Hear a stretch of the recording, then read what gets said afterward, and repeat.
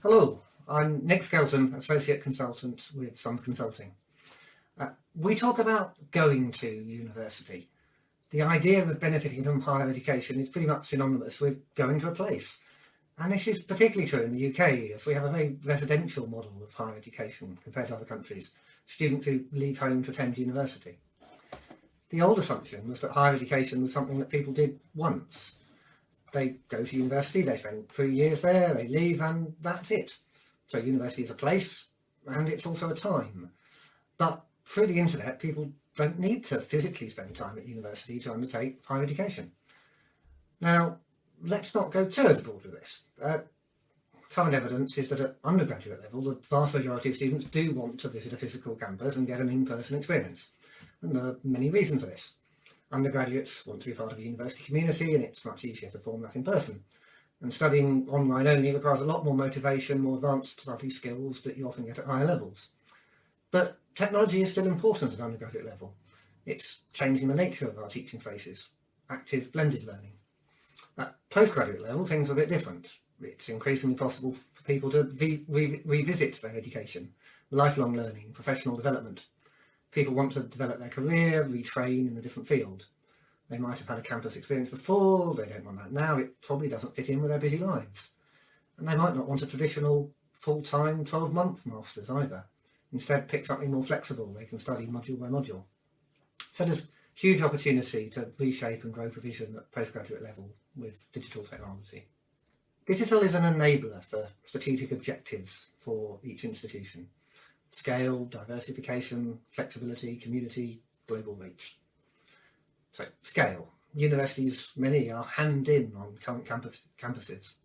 There's a natural desire to look for digital and online as an answer, make better use of space, grow student numbers without physically cramming more students into the crowded campus. Then, scale. Be a bit careful when thinking about scale. There's a lot of hype around digital and higher education, and it's very much infused by the Silicon Valley venture capitalist ethos. Growing huge isn't necessarily the right goal, certainly not for every institution. Then diversify into new markets. Again, this is very attractive. If primary sources of income are limited, diversify into a completely new area. But again, be a little careful. Just because you're good at what you currently do, why will that persist if you attempt to enter into a new market? Flexibility. Digital adds huge flexibility, which students really value. If your university is mainly commuter students, travelling halfway across London on the bus or the tube, maybe just for one lecture scheduled today, do those students really want to just go in? The digital gives flexibility, it fits in with very busy student lives, and that could help you attract new students and previously underserved groups who found that the previous offer just didn't really work for them. Community. Now this might seem an odd one to think about community and technology. Some college-based or residential universities might think it's antithetical to the whole nature of the institution, but this shouldn't and needn't be the case. Think about social networking as a tool that can help people to connect to each other, to find their tribe within the university. And then global reach. How do you increase your impact? It's interesting that MOOCs started as a way to provide education, but many universities are now far more interested in MOOCs as a tool to promote research. But you can't realistically do all of these things at the same time. Each university needs to choose which area it focuses on. Business model planning is the process of identifying the value customers of a business receive, and hence identifying the opportunities to provide more value, increase revenue and grow. So the starting point is to understand what the customers of a business want, or in our sector, what the students of the university want. Do they want an accreditation, a bit of paper, a transformative experience of personal development, a set of applied skills to get a new job? Different students want different things. This can be uncomfortable to unpick, but it can also be pretty exciting. When something fundamental changes, we can't just keep repeating what we've always done. And neither can we just take what we used to do and translate it into a new medium and make as few changes as possible. If we do that, there's a twofold danger. We fail to take advantage of the technology and we lose what was important in the first place. So instead, just go back, understand what universities do.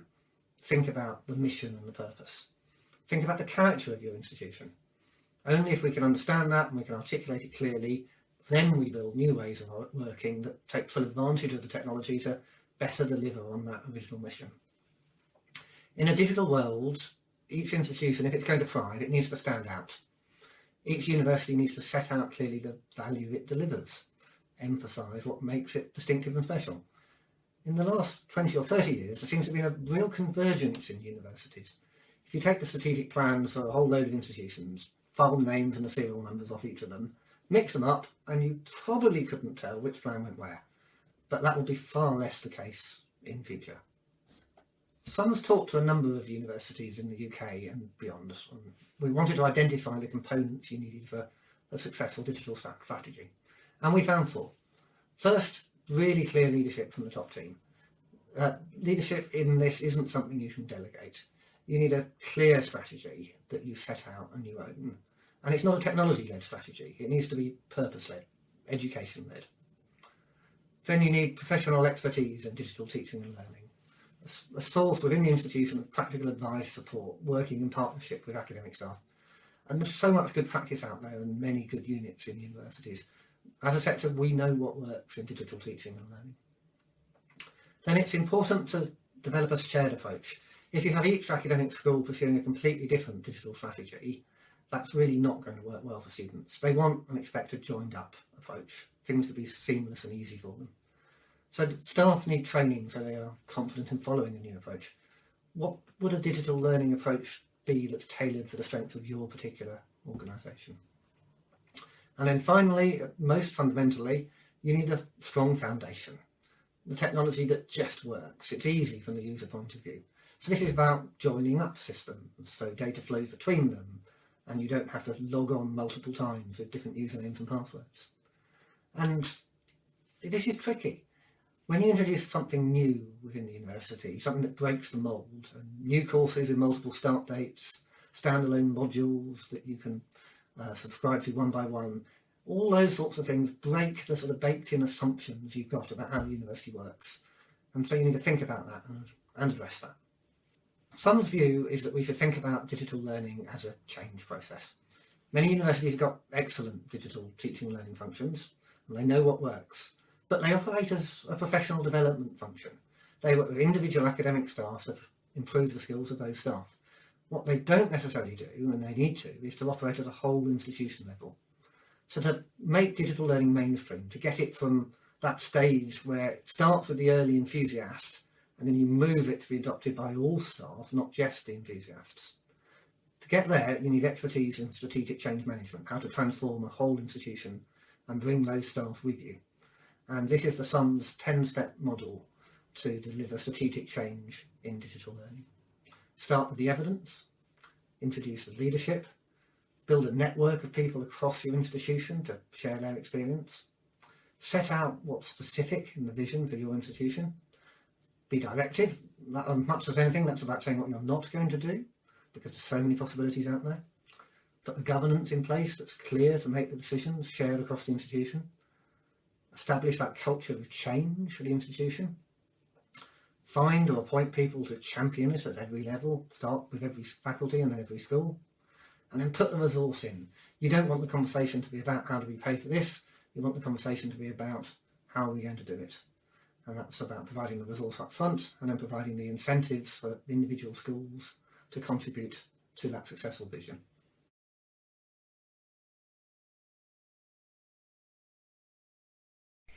This is a picture of Northampton's new campus. An investment of about £330 million, it's purpose-built and it replaces 2 previous campuses. They've had a lot of time to think about exactly what they need in that space. So there are no large lecture spaces, but lots of small, more flexible teaching spaces. There's Wi-Fi everywhere, and all of those teaching spaces have a full suite of audio-visual equipment. There are study spaces for students and workspaces for staff, and flexibility has been designed in. Furniture can be moved and spaces can be reconfigured to suit the activity that's happening in them. It's much easier to design space when you're building from scratch, when you're building something completely new. You can look at the space, you can look at lecture theatres and whether you need them and in what form you would want those spaces. But even before the pandemic, some universities were looking at lecture spaces and reimagining their layouts and reimagining how they might be used to support new forms of teaching. We can see on the slide here a picture of a lecture space from one of our members. Single seats, students looking forwards, everyone looking at the academic in the front of them with the big screens and so forth. So here are some pictures from University of Leeds, who did a project before pandemic, before COVID, looking at how they could reimagine their lecture spaces. So they've moved from that standard single seat lecture space, tiered, to spaces that would support group work, would support sort of social learning. You can see how they've grouped together in these two examples students into smaller groups. You can also see how they've started to address issues with perhaps the digital divide, the digital poverty, by placing a laptop into that group space, so that whatever devices people have, everyone can take part in the activities. But then I guess COVID came along, and the lecture space became, instead of old school tiered single seat lecture space or the group spaces that we see at Leeds, the lecture room was anywhere, anytime. And so that's going to lead to some changes in space. So some started to look at how we might evolve space, how the evolution of the spaces and learning needed to go hand in hand. The landscape is incredibly interconnected, and we started to think about the different facets, the different sort of areas of this landscape. We've got the spaces that we teach, the spaces that we learn in. We've got the styles of pedagogy. We've got our academic space, and we've got our designers. That's designers of both space and learning materials, so educational developers. So it's all interconnected. As we develop pedagogy, we've got to think about the spaces we teach in, but we've also got to develop the skills, the capabilities of the academic staff that teach in them. And as we develop the spaces and the supporting technology changes, we must develop new thinking and skills in the staff that use them. And we've got to work with the designers, both of the space and learning materials. From the space perspective, there are obviously huge opportunities in new builds, as demonstrated by both Northampton and Glasgow. But there are also opportunities as spaces refurbished or furniture is replaced. In a recent learning space workshop run by Hiral Patel, our colleague from the University of Cardiff, who's been working with SUMS and Ord in this area, we learnt about the interconnection between refurbishment projects and new builds, and back into continuing refurbishment projects. The University of Glasgow had used smaller refurbishment projects as sandpits for experimentation. So they've been able to explore the influence of space on pedagogy, how changes in space impacted on the students and staff and their experience of those new spaces, whilst in real learning examples. So we've also got to look at this from a curriculum perspective. So there are also opportunities in curriculum development, as well as opportunities in curriculum review, to look at what spaces are required, what digital, so to start asking those questions early in the curriculum development process, but also within the curriculum review process. And one of the other questions that Hiral was asking, so not just about the evolution of spaces, was the evolution of community within those spaces. So how can we, both in terms of the specific teaching experience, but also in the evolution of both teaching and spaces, how can we bring those communities together to work better in partnership to develop those? So I've put the student in the centre here, and so then we start to ask questions about what it means. It's not within the scope of this talk what it means for pedagogy to be student-centred, but that question certainly has an influence on what it means for spaces to be student-centred. Student-centred spaces really start to challenge some of the assumptions that we have about the way that we teach, the way that we learn, and how we interact in spaces. So the old model of sage on a stage, broadcasting to hundreds of students who sit there dutifully taking notes and then race off at the end of their lecture. We're really starting to challenge that. Let's put students at the centre.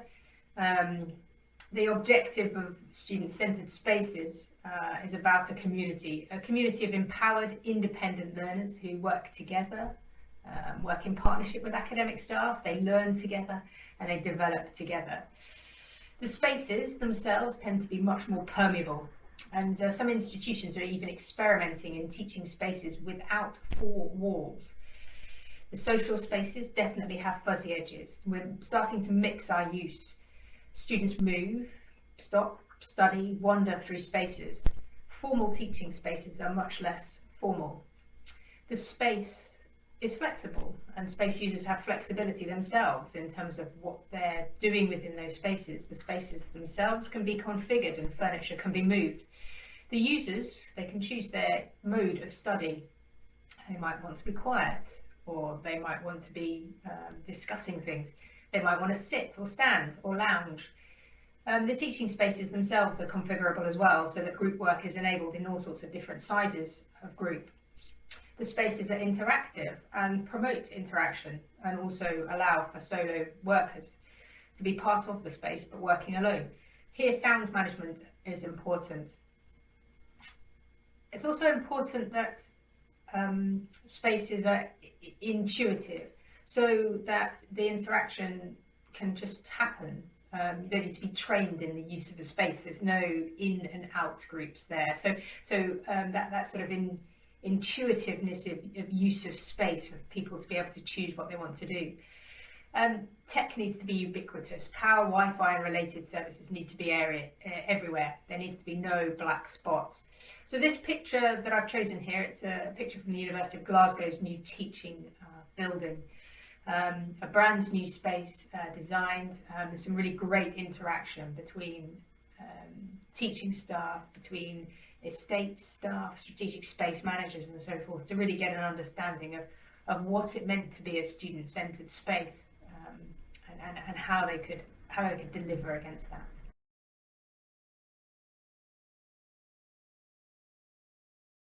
When thinking about the future of work, there are three dimensions I want to consider. We tend to start by thinking about space on campus and space at home. But when we move to a more flexible way of working, it also changes the relationship with time, when we work. And it's also really important that we think about social health, how we build a strong community amongst staff and students.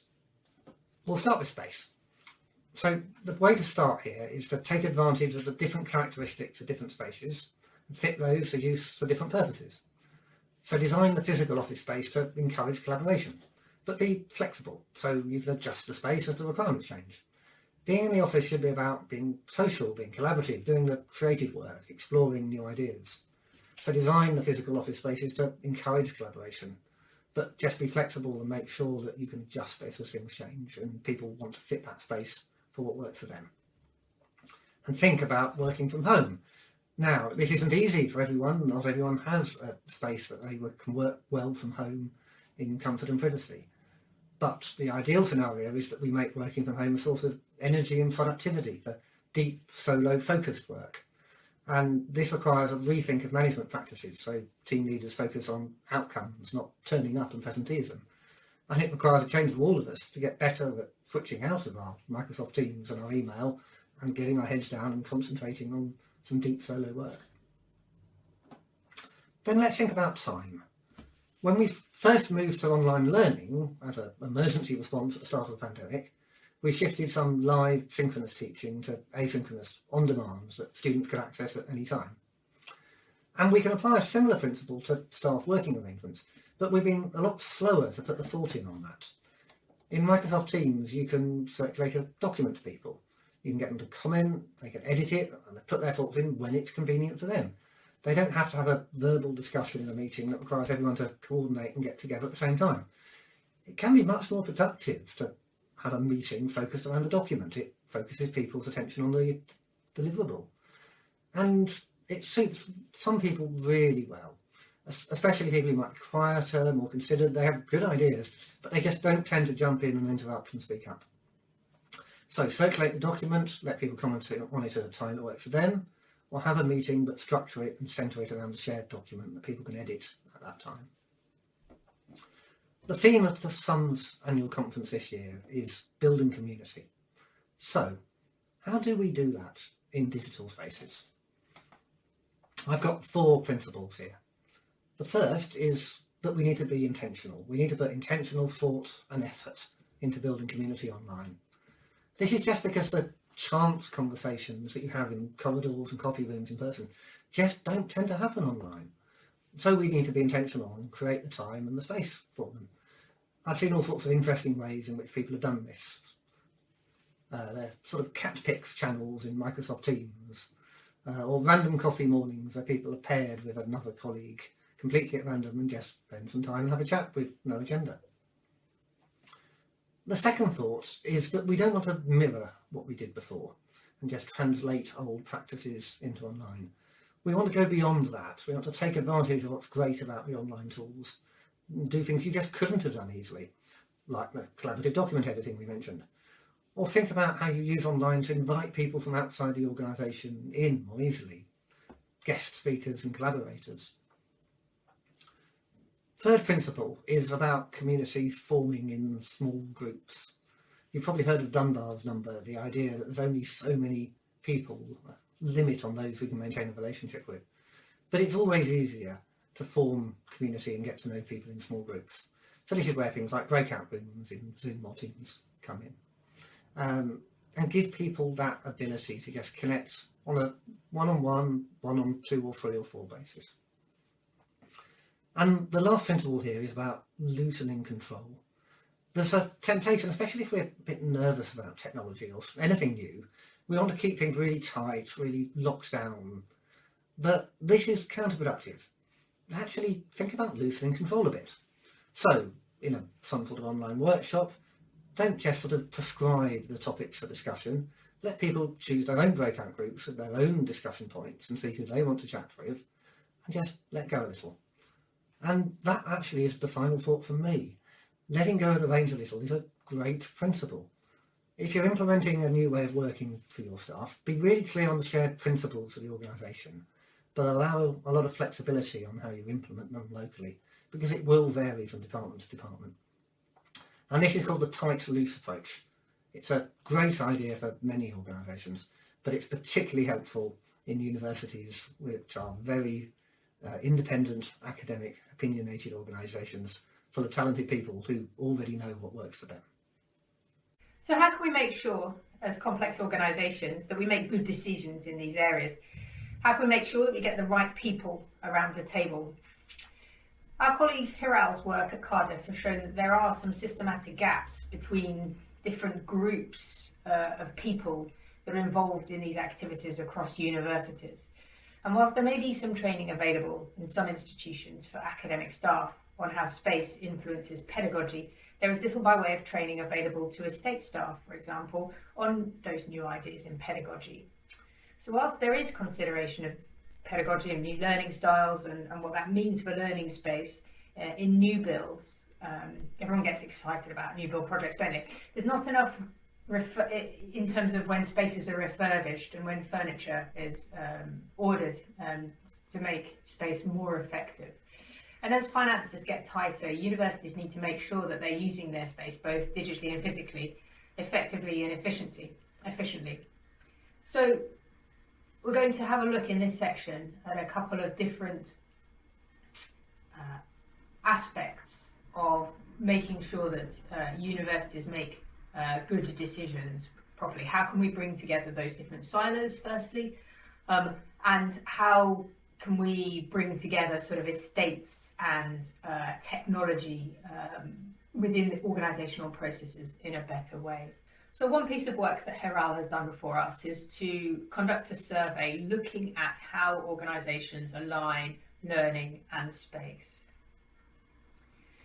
We reached out to educational developers and to space managers.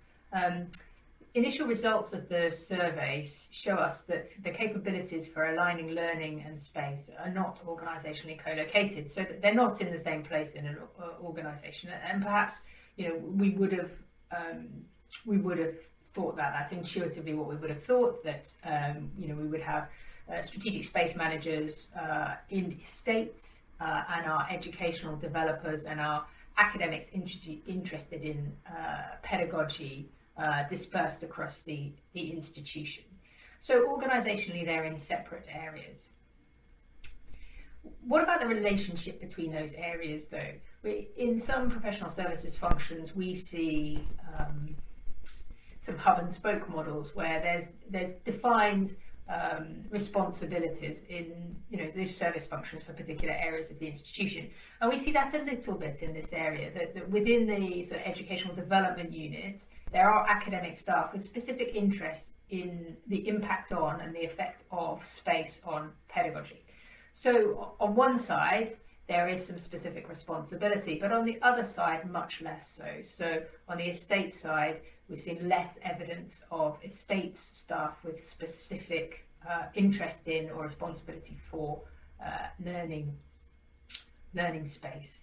And we also asked a question about training and whether whether those members of staff had CPD. Again, much more available on the academic side, that those staff, that all academic staff had access to CPD materials and courses about how to use space and when space changed, what that impact that might have on their teaching styles.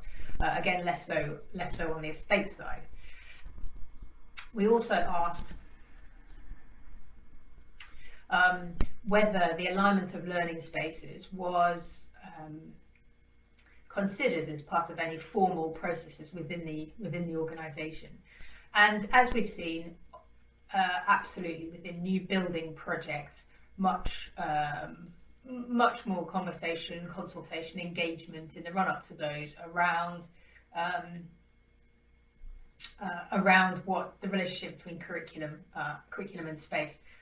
Some involvement in formal processes for things like programme and module approval stage, so within those sort of compliance aspects there, and some in refurbishment, and obviously during timetabling we've got a definite operational relationship between the space and the teaching activity, much less so in curriculum review stages. So obviously, when things are new, it's much easier to be thinking about those things. But we also, as we're reviewing older curriculum, we need to be thinking about how that curriculum might change in new teaching spaces, and vice versa. So I'm going to talk a little bit later about the learning space alignment tool that Heral's been working on. First, though, I'm going to talk a little bit about convergence in service. Because I guess there's a question. We can look at how universities organise their sort of professional services teams, and whether this alignment that we're looking for in space and teaching styles and the IT that's required and the investment that's required across them. Some universities are looking at converging the delivery of those services and whether that has a positive impact on a strategic alignment and delivery across those areas. So if we look at if we look at convergence of professional services teams, I guess we've already seen a convergence into estates, across estates and across IT. We've seen some consolidation already in how those functions are organised. So where in the past perhaps we had separate sort of dispersed operational teams looking after specific buildings and looking after IT for specific functions or faculty areas, we've seen a vast, over the last sort of 10 to 20 years, a vast consolidation across the whole sector, which doesn't seem like it's going to be undone, into centralised IT and centralised estates functions. So we're bringing together all of the capabilities that are related to those functions. So what I'm going to talk about now is actually what happens if we start to think about converging some of those functions at a higher level. So we've been working with the University of Hertfordshire over the past few months to look at the role of CIO, so Chief Information Officer, across the sector. So how universities make decisions and how they bring them together, the right people at the right time. And so this can happen, during formal and informal activities. It can happen during formal sort of strategic planning processes and operational planning processes, or it can happen organisationally through co-location. So the classic model brings together the twin functions of IT, the strategic and operational functions of IT, and similarly on the estate side, the consolidation of estates activities. Over the past 10 years, there have been a number of institutions which have converged IT and library functions. Some of those institutions then undid that, but others remain. So it's not uncommon in the sector to have a converged library and IT function. One of our members has a converged IT and library function, which also includes academic timetabling. Normally this is found in registry, sometimes in estates, but it's an interesting sort of organisational co-location. Another common convergence is as the growth of the IT project team to take on strategic projects across the institution, but they've now mostly been spun out into separate functions or perhaps into HR or planning functions. Another structure that we looked at within the comparator set for the work at the University of Hertfordshire was where the institution had converged estates and IT team at the highest level. So one of those was temporary, with an interim structure, whilst the head of IT was replaced, and in the other, it's a strategic decision to look at how the estates and IT, and in particular digital transformation of the organisation, can be best be delivered. So there are advantages and disadvantages to all of these models. What we've found is that the model is dependent on circumstance to a large extent. It can be based on the people in the executive leadership roles, their breadths of competence, their organisation's priorities. One issue with these converged functions, especially with IT and estates, is the scale, the breadth of activity that's happening, and this is both strategic, huge investment projects, as well as the normal operating activities of both estates and IT. Investment patterns are also changing with the move to software as a service. So we've got a massive change between sort of standard capital investment, REBA, project management on the estate side, and recurrent investment patterns, move to recurrent investment patterns on the IT side. This move to software as a service, but also, print too as a normal sort of project management process. So there's some tensions there. Relationships, as ever, are important, and both at the kind of operational level and at the senior management level. And one other area that we must think about is how institutional planning processes bring together decision making in this area, and decisions over investment, both in terms of financial and in terms of capacity within these areas. Most institutions operate an annual planning process, but certainly for estates and less so for IT. Those planning processes need to be much longer in terms of the number of years. So I said that I was going to come back to Hiral's work on a learning space alignment.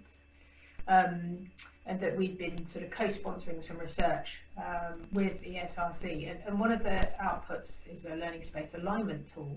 It's been piloted already, and there have been a number of workshops held to look at how the tool can help institutions bring together everybody into a space, whether that's a physical space or a digital space, to talk about learning, the spaces in which learning happens, and to bring forward change in that area. So the space itself brings together 5 different views of curriculum, and so there's a consideration of curriculum as sort of a formal process as prescribed in course handbooks. There's a perception of curriculum as it's enacted by academic staff, so how it's actually delivered. And then we've got 3 different student viewpoints on curriculum to think about. So as it's experienced by our current students who are in those learning sessions and who experience the assessment. But there's also curriculum as experienced by prospective students in terms of the information that's available to them and their expectations. And then from a post hoc perspective, there's curriculum as experienced by alumni and what they have achieved through that curriculum. The tool uses service design concepts. It's delivered through a series of workshops. It can be applied at a number of different levels, so both the programme as a whole and down to modules and down to even specific teaching sessions if there's something specific that academics want to explore. It can be used in the curriculum design process, but also could be used as a sort of almost a sort of post-experience review, post-project completion, if you like, to get an understanding of how the plans, whether the plans were successful, how it was experienced. And it starts off getting participants to think about learning outcomes and how learning activities drive those learning outcomes and how those activities could be experienced in space. And it's looking at space quite holistically, so not just physical space, but also virtual space as well. So the key advantages of the tool, I think it gives us a structured framework for thinking about how space and learning are entwined and how they co-evolve. It enables a lot of different voices to be heard within that framework and respected through that framework, rather than learning just being driven by the academic staff that deliver it. So from that perspective, a really valuable tool. And if anybody wants to find out more about the tool or understand whether that they could use it in their institution, then please do get back in touch with me at SUMS or with Hiral Patel at the University of Cardiff to find out some more. The plan is that the tool becomes available for use and that it will be developed further, so not just about learning spaces, formal learning spaces, so lecture space and formal learning activities, but more around social learning as well.